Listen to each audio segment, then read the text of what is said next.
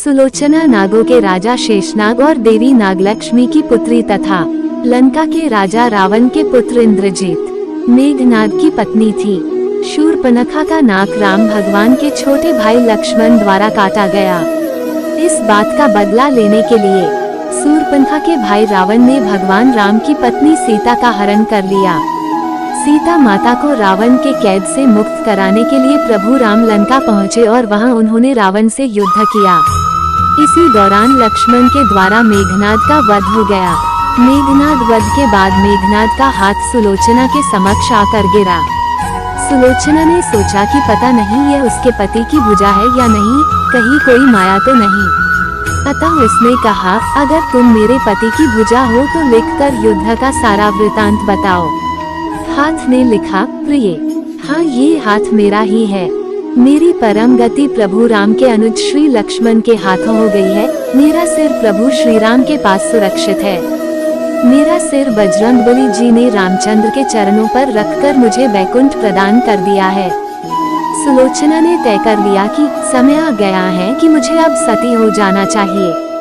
किंतु पति का शव तो रामदल में पड़ा हुआ था, फिर वह कैसे सती होती। जब अपने ससुर रावण से उसने अपना अभिप्राय कहकर अपने पति का शव मंगवाने के लिए कहा, तब रावण ने कहा, बेटी तुम स्वयं ही रामदल में जाकर अपने पति का शव प्राप्त करो।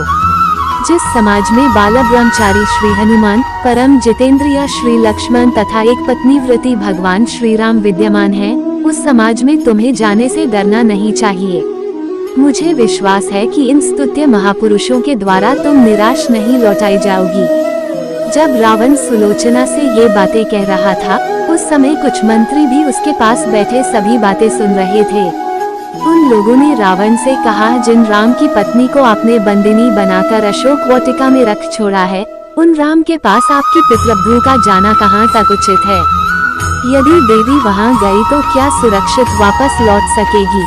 ये सुनकर रावण ने अपने मंत्रियों से बोला, मंत्रियों, लगता है तुम्हारी बुद्धि भ्रष्ट हो गई है।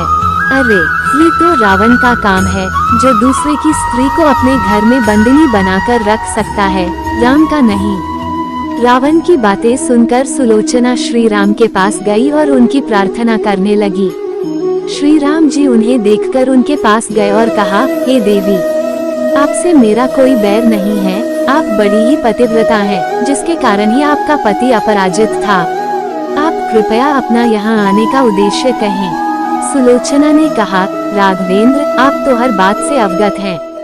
मैं अपने पति के साथ सती होना चाहती हूँ और आपसे उनका शीश देने का आग्रह कर रही हूँ। रामचंद्र जी ने मेघनाद का शीश उन्हें सौंप दिया।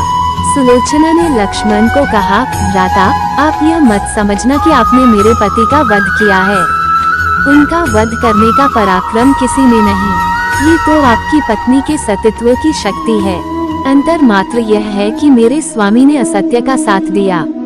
वानर गणों ने पूछा कि आपको ये किसने बताया कि मेघनाद का शीश हमारे पास है। सुलोचना ने कहा, मुझे स्वामी के हाथ ने बताया। इस बात पर वानर हंसने लगे और कहा कि ऐसे में तो ये कटा सर भी बात करेगा।